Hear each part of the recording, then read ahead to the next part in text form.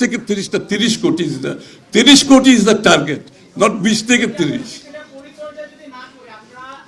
আচ্ছা ঠিক আছে, থ্যাংক ইউ, আই আন্ডারস্ট্যান্ড, বুঝতে পারছি মিস্টার।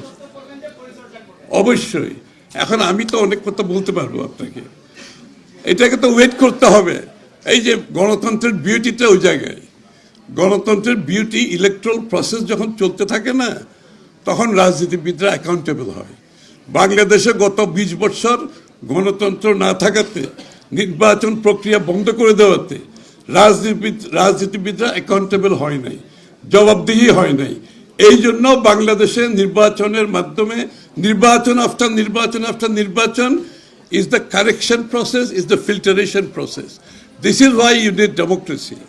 এবং তুমি যে কথাটা বলেছ যে বিএনপির উন্নয়নের ধারা যদি আমি এখন বলতে গেলে আমার ফ্লাইট মিস হয়ে যাবে আজকে, বুঝতে পারছো? বিএনপি যখন last time sit down, I heard you well enough.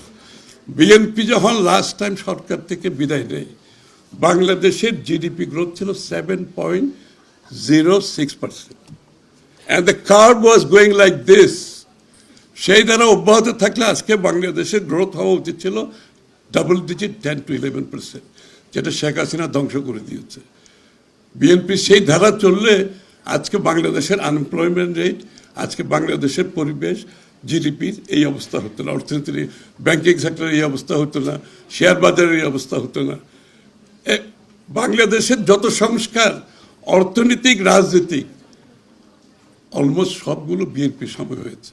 আমি তো বললাম, এই যে আপনি খাল কাটার প্রোগ্রাম জিয়াউর রহমান শুরু করেছে, গাছ লাগানো যে শুরু করেছে, এবং সুতরাং লিসেন, প্রশ্ন করা খুব ভালো, আমি প্রশ্ন ভালো করে বুঝতে পেরেছি, কিন্তু কথা হচ্ছে, আমি তো বলতেছি এটা টেস্ট হবে একটি নির্বাচিত সরকার যখন জনগণের কাছে বারবার যেতে হয়, তখনই তাদের এই যে it's a correction process, democracy.